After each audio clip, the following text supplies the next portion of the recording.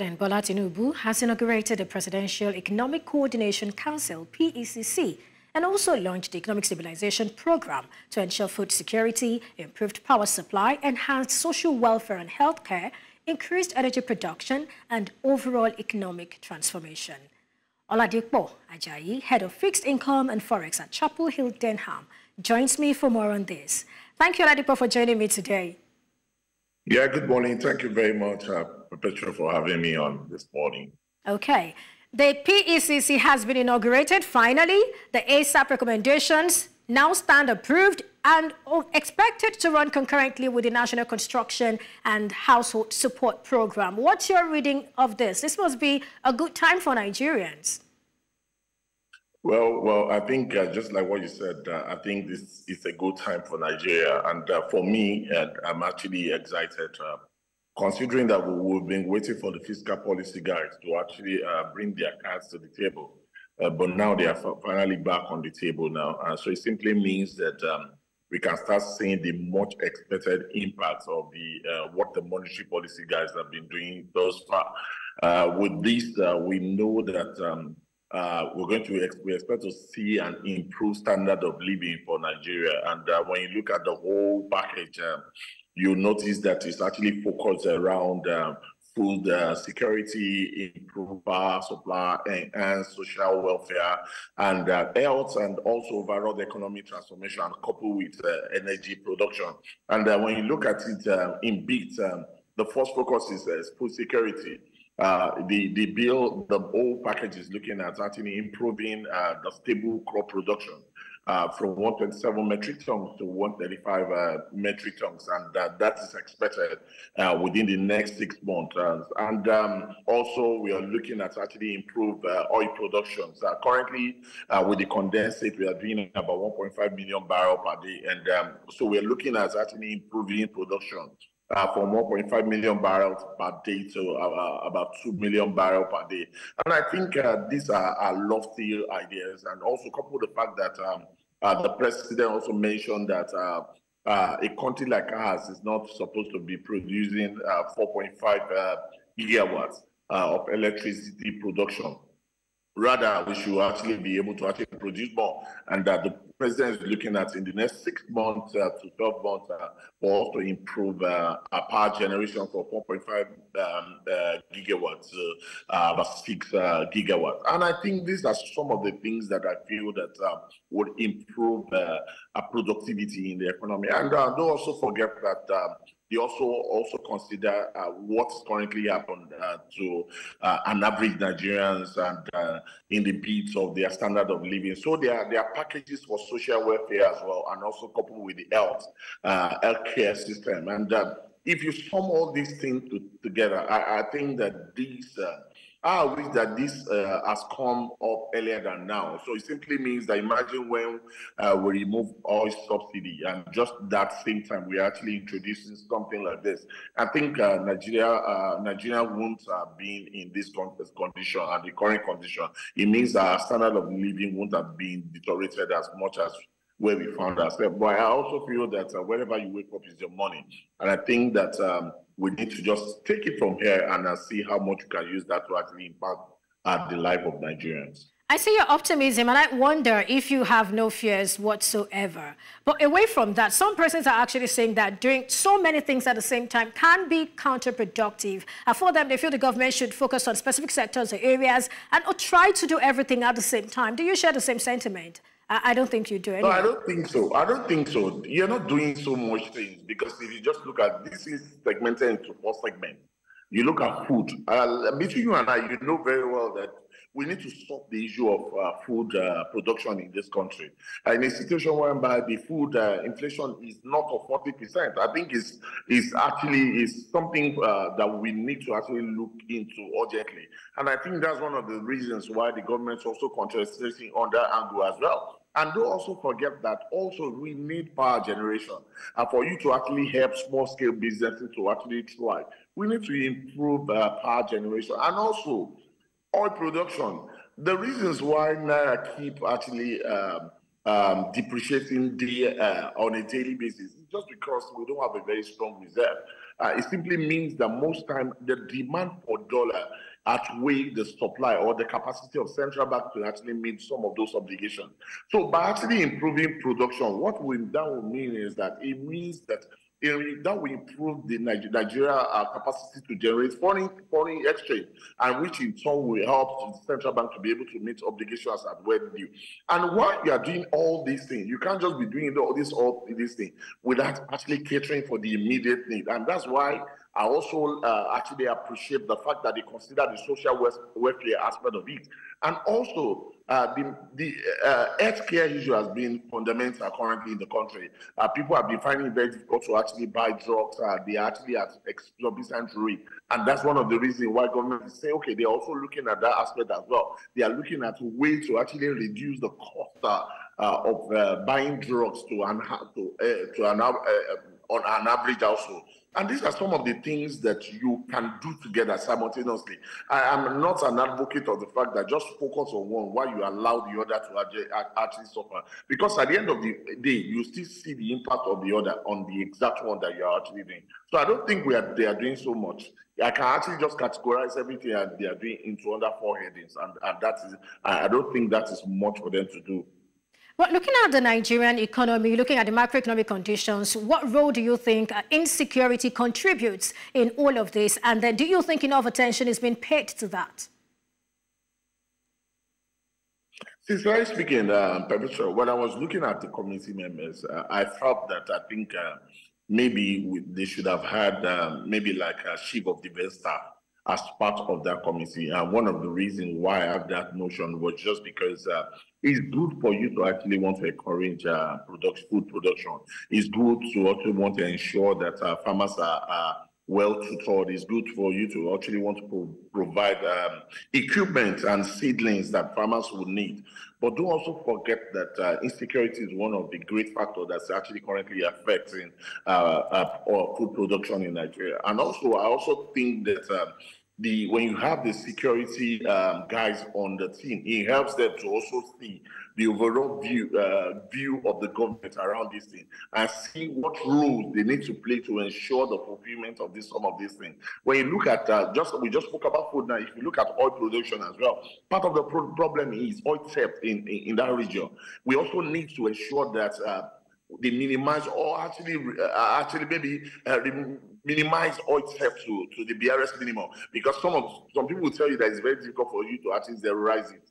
But I think that maybe minimizing to the BRS minimum to a great extent improve oil production. And if you actually want to improve oil production, you need the security team guys to actually be on the table for them to understand what role to play. So I agree with you that the security aspect also play a great role in this regard. And that's one of the reasons why I felt that maybe they should have had the chief of defense staff as part of the committee.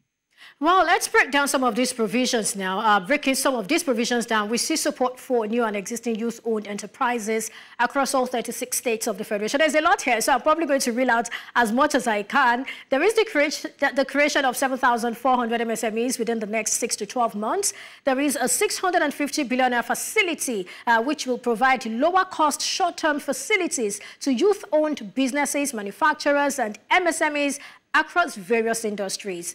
And, we're told that this financing will be based on their current and future receivables, company rating, market demand for products, and also we're seeing a manufacturing stabilization fund, which will rejuvenate up to 250 companies and deliver lower-cost long-term facilities of about 9 to 11% to large, medium-scale and light manufacturers that produce finished goods for domestic and export markets. I mean, it's a whole lot. I mean, I can start reading all of those. Yeah. But looking at this, how will this trickle down? How will the beneficiaries be chosen? I do not like when I see numbers, 250,000, 100, because at the end of the day, my question is, will this not be politicized at the end of the day? Why don't we just have a structure that sort of trickles down to everybody?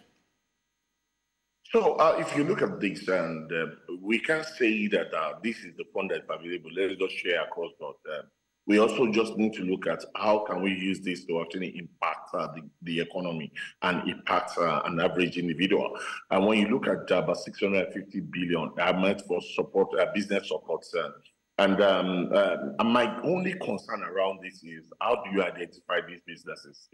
That's just my concern. And I think the government needs to partner with credible institutions like KPMG, PwC. These are credible institutions to actually help in this regard. It also means that they need to bring a lot of consultants in place around it to work with the government around this to ensure that this fund actually gets to businesses that are actually in need of this fund. But the good side of it is that if they're able to achieve this, what this will do is that it will improve employment.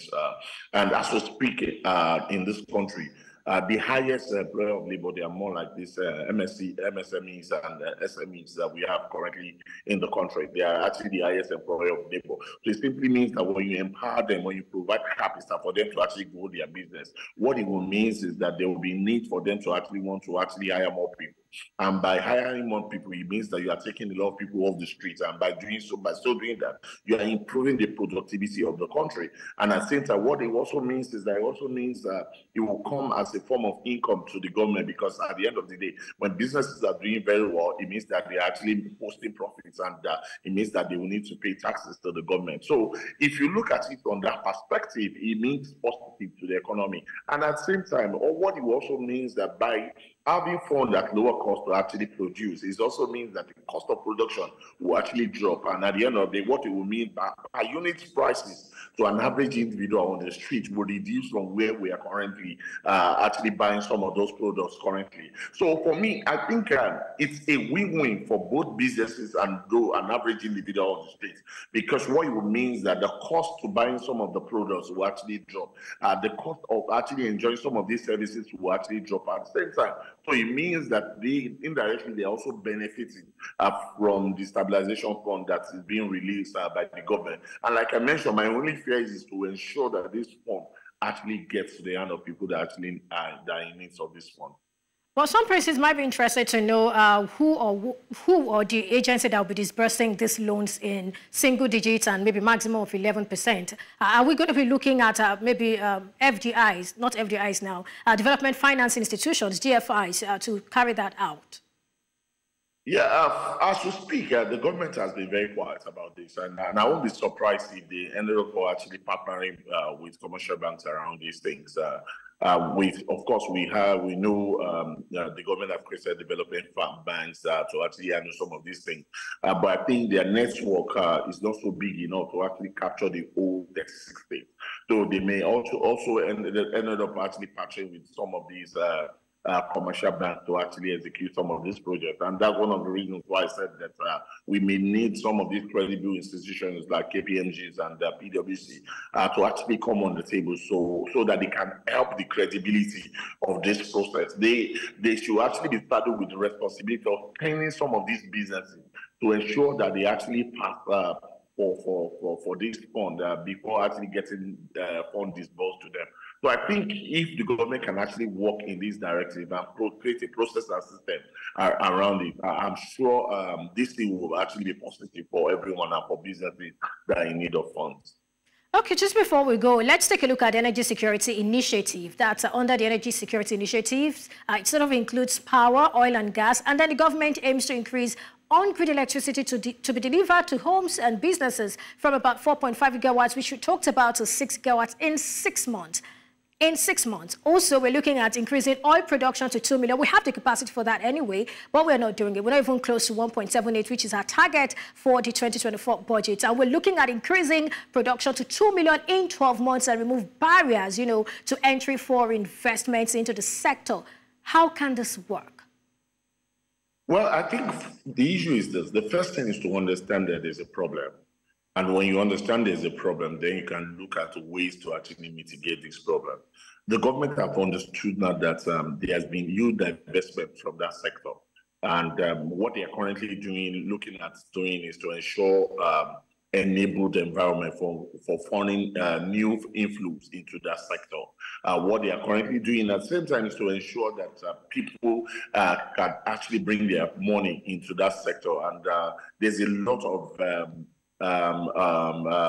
incentive that the government is currently working on to actually lure most investors into this space. It simply means that when we see fresh funds injected into this sector, it means that we'll likely see increase in production. And like you have mentioned, we are not even currently meeting our targets as we speak currently. And don't also forget that sometimes last year, by this time last year, we're around maybe a million barrels. At the time earlier last year, we are around 900,000 barrels per day. But here we are now with 1.5 million barrels per day. So it simply means that one year is not too much, you understand, or too short to actually achieve that feat. It simply means that it's our own readiness to actually do everything necessary to ensure that we are able to achieve that goal. And for me, actually producing 2 million barrels is not a tall order because if you notice where we were coming from, we are producing 2.4 million barrels a day at a time. It means that simply something went wrong at a point in time. So we need to know what went wrong and also write what actually went wrong. And one of the things that went wrong is that there was divestment. There was a time that we saw some of these oil majors divesting from Nigeria and moving their funds into Angola to buy new oil fields and oil wells in Angola. So it means that there's some things we are not doing right in this regard. And that's one of the reasons why government says that they will ensure they will remove every barrier to entry to that industry and also create an enabling environment for every operators and investors into that environment. So I think some of these are some of the incentives that government is trying to put on the table to actually lure investors into that sector. And also, if you look at the energy sector in terms of power generation as well, currently we are currently at 4.5 gigawatt per hour. I don't think that is great for a country that is boasting of 200 million citizens. It simply means that we can do more and we need to continue to grow in that regard. And most of the companies that live in Nigeria are complaining because of cost of production.